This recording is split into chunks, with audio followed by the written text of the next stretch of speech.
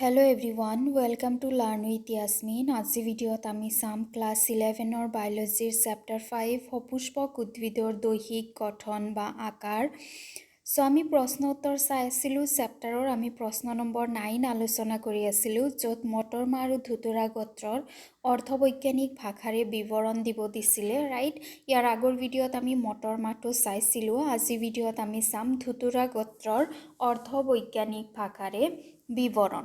অৰ্থবৈজ্ঞানিক ভাষাৰে ধুতুৰা গোত্ৰৰ কিদৰে আমি বিৱৰণ দিব পাৰোঁ। ধুতুৰা গোত্ৰ এটা ডাঙৰ গোত্ৰ, ইয়াক আলু গোত্ৰ বুলিও কোৱা হয়। যিটো আমাৰ ধুতুৰা গোত্ৰ আছে সেইটো এটা বৃহৎ গোত্ৰ হয় আৰু ইয়াক আলু গোত্ৰ নামেৰেও জনা যায়। আংগিক চৰিত্ৰ কেনেকুৱা ধৰণৰ? এই জাতীয় উদ্ভিদ প্ৰধানকৈ শাক বন বা তৃণ আৰু গুল্ম বৃক্ষ অতি কম হয়। তাৰমানে প্ৰধানকৈ এই ধৰণৰ যিবোৰ গছ থাকে, তোমালোকে আলু গছ বা ধুতুৰা গছ যদি দেখিছা, শাক বন জাতীয় হয়। সৰু ঘাঁহ বনৰ নিচিনা তৃণ গুল্ম বৃক্ষ বহুত কম হয়। অকণমান ডাঙৰ হ'ব পাৰে, গুল্ম হ'ব পাৰে শাক বনৰ পৰা, কিন্তু বৃক্ষৰ ক্ষেত্ৰত দেখিলে বহুত কম দেখিবলৈ পোৱা যায়। ইহঁতৰ কাণ্ড কোমল বা লেহুকা হয়, যেনেকুৱা লাও কোমোৰাৰ কাণ্ড যেনেকুৱা কোমল হয়, ঠিক তেনেকুৱা ধৰণৰ বহুত কোমল লেৰেলি যোৱা কাণ্ড হয়। কেতিয়াবাহে কাঠযুক্ত বা বায়বীয় থিয় নলী আকাৰ শাখা ডালযুক্ত গোটা বা ফপলা নোম থকা বা মসৃণ আলুৰ দৰে মৃদগত কাণ্ডযুক্ত হয়। তাৰমানে বেছিভাগ ক্ষেত্ৰতে কাণ্ড কোমল থাকে, কেতিয়াবা কাণ্ডটো অকণমান টান হয়, কাঠৰ দৰে নলী আকাৰৰ হ'ব পাৰে। ইহঁত ফপলা হয় কেতিয়াবা, কেতিয়াবা আকৌ গোটা হয়। যেনেকুৱা তোমালোকে যদি আলুৰ কাণ্ড দেখিছা, সেইটো হৈছে এটা এক্সাম্পল। পাত কেনেকুৱা ধৰণৰ হয়? পাত একান্তৰ পাত মানে এতিয়া তোমালোকে জানাই চাগে অলৰেডি। একান্তৰ পাত মানে কি? যিটো কাণ্ডৰ পৰা পাত ওলাইছে সেইটো কাণ্ডৰ প্ৰতিটো গাঁঠিৰ পৰা মাত্ৰ এটাকৈ পাত ওলালে তাক একান্তৰ বুলি কোৱা হয়। সৰল হয় পাতবোৰ, কেতিয়াবা যৌগিক হ'ব পাৰে। উপপত্ৰ নাথাকে। উপপত্ৰ মানে কি? যিটো পাতৰ যিটো ডাল থাকে, পাতৰ যিটো অংশ কাণ্ডৰ সৈতে লাগি থাকে, হয়নে? এইটো অংশত যদি পাত থাকে তাক উপপত্ৰ বুলি কোৱা হয়। আৰু ধুতুৰা গোত্ৰৰ কোনো ধৰণৰ উপপত্ৰ নাথাকে, অৰ্থাৎ পাতৰ যিটো গুৰি থাকে তাত কোনো ধৰণৰ পাত নাথাকে। জাল হীৰাবিন্যাসযুক্ত। জাল হীৰাবিন্যাস মানে কি? পাতৰ যিবোৰ হীৰাবিন্যাস থাকে পাত এটাত, সেই হীৰাবিন্যাসবোৰ ইমান বেছি থাকে, ইহঁতে এটা নেটৱৰ্কৰ দৰে, এটা জালৰ দৰে গঠনৰ সৃষ্টি কৰে, যাক জাল হীৰাবিন্যাস বুলি কোৱা হয়। ইহঁতৰ পুষ্প চৰিত্ৰ কেনেকুৱা ধৰণৰ? পুষ্পবিন্যাস হৈছে একাকী। একাকী মানে যিটো ফুল হয় সেইটো ছিংগেলকৈ ওলায় আৰু বাকীবোৰতকৈ ছেপাৰেটকৈ থাকে, এটা ছেপাৰেট ফুল দেখিবলৈ পোৱা যায়। ইহঁতৰ ফুলবোৰ অক্ষীয় বা অনিয়তাকাৰ হয়, যেনে বেঙেনাৰ ফুল। অনিয়তাকাৰ মানে কি? মুখ্য অক্ষৰ অগ্ৰভাগত এটা ফুল সৃষ্টি হয় আৰু সেয়ে যিটো ফুলৰ গছ থাকে, ধুতুৰাৰ গছ থাকে, সেইটো বৃদ্ধি হ'ব নোৱাৰে। যেনেকুৱা আমি অলৰেডি জানিছোঁ ইহঁত শাক বন জাতীয় হয়, কাৰণ যিটো মুখ্য অক্ষ থাকে সেইটোত প্ৰথমতে এটা ফুল সৃষ্টি হয় আৰু মুখ্য অক্ষটো বৃদ্ধি পাব নোৱাৰে। ইয়াক অনিয়তাকাৰ পুষ্পবিন্যাস বুলি কোৱা হয়। তাৰপিছত ইহঁতৰ যি ফুল থাকে, ফুলসমূহ উভয়লিংগী হয়। তাৰমানে একেটা ফুলতে পুংলিংগ আৰু স্ত্ৰীলিংগ, পুংস্তবক আৰু স্ত্ৰীস্তবক একেটা ফুলতে থাকে। ফুলবোৰ সমমিত হয়। সমমিত মানে কি? ফুলটোক যিকোনো ব্যাসাৰ্ধৰ দিশৰ পৰা আমি দুটা ভাগত ভাগ কৰিব পাৰোঁ। এনেকুৱা এটা ফুল আছে, ইয়াক আমি এনেকৈ দুটা ভাগত ভাগ কৰিব পাৰোঁ, এনেকৈ যিফালে আমি কাটো দুটা ভাগত ভাগ হয়। ইহঁতৰ বেটুপাত মানে কি? ফুলৰ তলত যি সেউজীয়া অংশ থাকে, ফুলৰ কলিক যিটো অংশই প্ৰতিৰক্ষা দিয়ে সেউজীয়া ৰঙৰ, সেইটোক বেটুপাত বুলি কোৱা হয়। বেটুপাত 5টা থাকে, যুক্তবৃত্তীয় হয়। বেটুপাতসমূহ একেলগে লগ লাগি থাকে, মুকলিকৈ নাথাকে। দীৰ্ঘস্থায়ী পুষ্পপত্ৰ বিন্যাস প্ৰান্তস্পৰ্শী। প্ৰান্তস্পৰ্শী মানে কি? এটা মূৰ একেটা চক্ৰ আনটো মূৰ বা দাঁতিৰ লগত ওপৰা ওপৰিকৈ নাথাকি একে শাৰীতে অৱস্থান কৰে। তাৰমানে বেটুপাতবোৰ এটাৰ ওপৰত আনটো নাথাকে, এনেদৰে শাৰী পাতি থাকে। শাৰী পাতি সুন্দৰকৈ সজ্জিত হ'লে তাক প্ৰান্তস্পৰ্শী বুলি কোৱা হয়।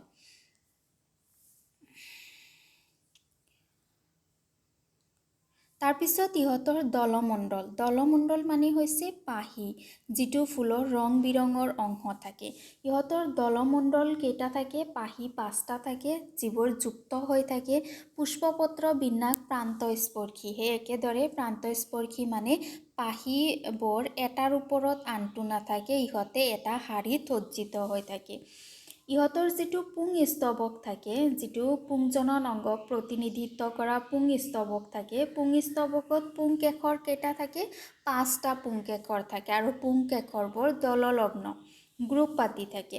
স্ত্ৰীস্তবক দ্বিগৰ্ভকেশৰী, যুক্ত গৰ্ভপত্ৰ, গৰ্ভক্ষয় ঊৰ্ধ্ব, দ্বিকোষ্টীয়, ওপৰা উফন্দা আৰু ফুলি উঠা বহু ডিম্বকযুক্ত হয়। গৰ্ভকেশৰ 2টা গৰ্ভকেশৰ থাকে। গৰ্ভকেশৰটো ঊৰ্ধ্বগৰ্ভী, তাৰমানে গৰ্ভকেশৰ আটাইতকৈ ওপৰত থাকে বাকী ফুলৰ অংশসমূহতকৈ। আৰু যিটো গৰ্ভকেশৰৰ অপৰা থাকে সেইটো ফুলি উঠা, ওফন্দি উঠা হয় আৰু বহুত ডিম্বক থাকে। ইহঁতৰ গৰ্ভকেশৰৰ ভিতৰত, ডিম্বাশয়ৰ ভিতৰত বহুত ডিম্বকযুক্ত হয়। ফল সৰহ হয় বা সংপুট প্ৰকাৰৰ হ'ব পাৰে, তাৰমানে ভিতৰত মংসহাল, ইহঁতৰ যিবোৰ ফল হয় মংসহাল হয়, কেতিয়াবা সংপুটো হ'ব পাৰে, মংস নথকাও হ'ব পাৰে। বীজ অসংখ্য ভ্ৰূণপোষযুক্ত। বীজৰ চাৰিওফালে বহুত ভ্ৰূণপোষক থাকে। ভ্ৰূণপোষক মানে কি? যিয়ে বীজটোক খাদ্য বা পুষ্টি যোগান ধৰে, সেইবোৰ অসংখ্য থাকে। ইহঁতৰ পুষ্প সংকেত হৈছে এইটো। পুষ্প সংকেতৰ প্ৰথমটো যিটো চিন দিয়া আছে ৰাউণ্ডৰ ভিতৰত প্লাছ, ইয়াৰ মানে হৈছে কি? সমমিত। এইটো মানে হৈছে সমমিত, অৰ্থাৎ আমি ফুলটোক যিকোনো ব্যাসাৰ্ধৰ পৰা 2টা ভাগত ভাগ কৰিব পাৰোঁ। তাৰপিছত এইটো হৈছে স্ত্ৰীস্তবক। তাৰপিছত ইহঁতৰ যি কে মানে হৈছে তোমাৰ বৃত্তি, যিটো সেউজীয়া অংশ থাকে ফুলৰ তলত, বৃত্তি 5টা আছে চোৱা ইয়াতে। তাৰপিছত পাহিও 5টা আছে। এণ্ড্ৰচিয়াম, তাৰমানে যিটো পুংস্তবক থাকে, পুংস্তবকো 5ডাল হয়, ইয়াতে আমি পাইছোঁ পুংস্তবক 5ডাল। আৰু যিটো গাইনোচিয়াম থাকে, অৰ্থাৎ স্ত্ৰীস্তবক 2টা, ইয়াতে লিখা আছে দ্বিগৰ্ভী, দ্বিকোষ্টীয়, স্ত্ৰীস্তবক 2টা থাকে। এনেদৰে লিখা হয় তোমাৰ পুষ্প সংকেত। ইহঁতৰ অৰ্থনৈতিক গুৰুত্ব হৈছে এই উৎসৰ বহুতো উদ্ভিদ খাদ্যৰ উৎস হিচাপে ব্যৱহাৰ হয়, যেনে আলু, বেঙেনা, বিলাহী আদি। মছলা হিচাপে ব্যৱহাৰ হয়, যেনেকুৱা জলকীয়া। ঔষধ হিচাপে ব্যৱহাৰ হয়, যেনেকুৱা বেলাডনা, অশ্বগন্ধা। ধুমায়ক, যেনে ধপাত। আলংকাৰিক হিচাপে ব্যৱহাৰ হয়, যেনেকুৱা পেটনিয়া। এইবোৰ হৈছে ইহঁতৰ কি অৰ্থনৈতিক গুৰুত্ব। এতিয়া দিব দিছিল কি পুষ্পচিত্ৰ। এইটো হৈছে ধুতুৰাৰ পুষ্পচিত্ৰ। একেবাৰে বাহিৰৰ আৱৰণিৰ যিটো আছে সেইটোত বৃত্তি বুজোৱা হৈছে, তাৰ ভিতৰতো পাহি বুজোৱা হৈছে, তাৰ ভিতৰৰ এইবোৰ হৈছে পুংস্তবক, তাৰ ভিতৰতো হৈছে স্ত্ৰীস্তবক। চিত্ৰ ধুতুৰা গোত্ৰৰ পুষ্পচিত্ৰ। কুৱেশ্যন নম্বৰ 10, সপুষ্পক উদ্ভিদত পোৱা বিভিন্ন অপৰাবিন্যাসৰ বিৱৰণ লিখা। সপুষ্পক উদ্ভিদৰ যিবোৰ অপৰাবিন্যাস আছে সেইবোৰ বিভিন্ন ধৰণৰ হয়। সেই অপৰাবিন্যাসসমূহৰ বিৱৰণ দিব দিছে, কি ধৰণৰ হয়। এনচাৰ হৈছে গৰ্ভাশয়ৰ ভিতৰত ডিম্বকৰ সাজন প্ৰণালীক অপৰাবিন্যাস বুলি কোৱা হয়। অপৰাবিন্যাস বিভিন্ন প্ৰকাৰৰ।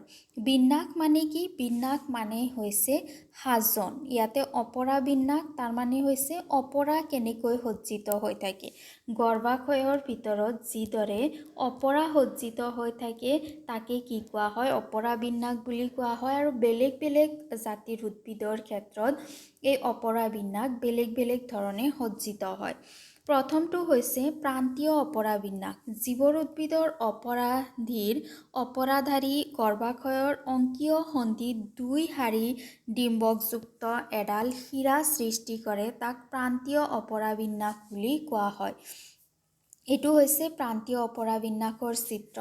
চোৱা ইয়াতে দুটা শাৰী আছে, দুটা শাৰীত অপৰাসমূহ সজ্জিত হৈ আছে। যদি দুটা শাৰীত এনেদৰে অপৰাসমূহ সজ্জিত হৈ থাকে তাক কি কোৱা হয়? প্ৰান্তীয় অপৰাবিন্যাস, ইংলিছত মাৰ্জিনেল বুলি কোৱা হয়। মাৰ্জিনেল কিয় কোৱা হয়? ইয়াতে চোৱা মাৰ্জিন আছে, সেইকাৰণে সিহঁতক মাৰ্জিনেল বুলি কোৱা হয়। যেনে মটৰ মাহ তোমালোকে বাকলি এৰাই চাইছা চাগে। মটৰ মাহৰ চাবা গুটিসমূহ এনেদৰে লাগি থাকে, অপৰাসমূহ এনেদৰে লাগি থাকে এটা মাৰ্জিনত, হয়নে?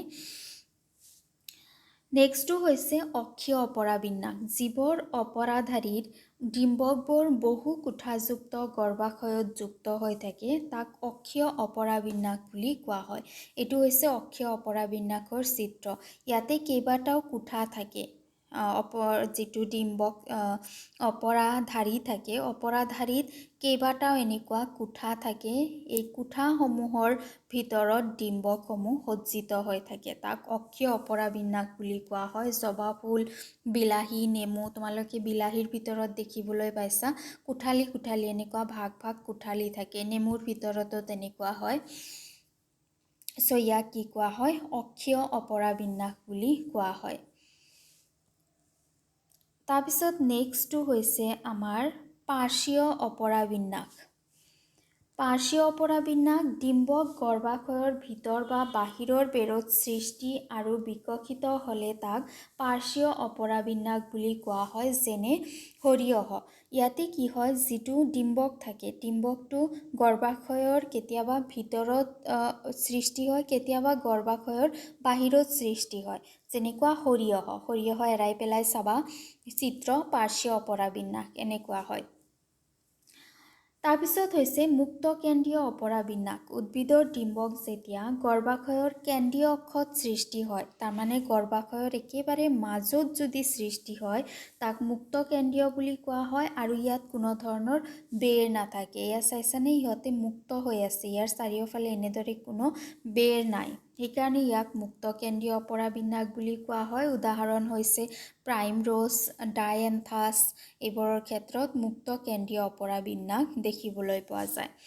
তাৰপিছত শেষৰটো হৈছে মূলীয় অপৰাবিন্যাস। অপৰাধাৰীৰ গৰ্ভাশয়ৰ গুৰি বা আধাৰত সৃষ্টি হ'লে তাক মূলীয় অপৰাবিন্যাস বুলি কোৱা হয়। তাৰমানে যিটো অপৰাধাৰী থাকে সেইটো যদি গৰ্ভাশয়ৰ একেবাৰে বেছ, একেবাৰে গুৰিত যদি সৃষ্টি হয় তেতিয়াহ'লে তাক মূলীয় অপৰাবিন্যাস বুলি কোৱা হয়। উদাহৰণ হৈছে সূৰ্যমুখী ফুল, নাৰ্জী ফুল, এয়া চোৱা মূলীয় অপৰাবিন্যাসৰ ইয়াতে ছবি দিয়া আছে। এইটো হৈছে মূলীয় অপৰাবিন্যাস, এইটো হৈছে মুক্ত কেন্দ্ৰীয়।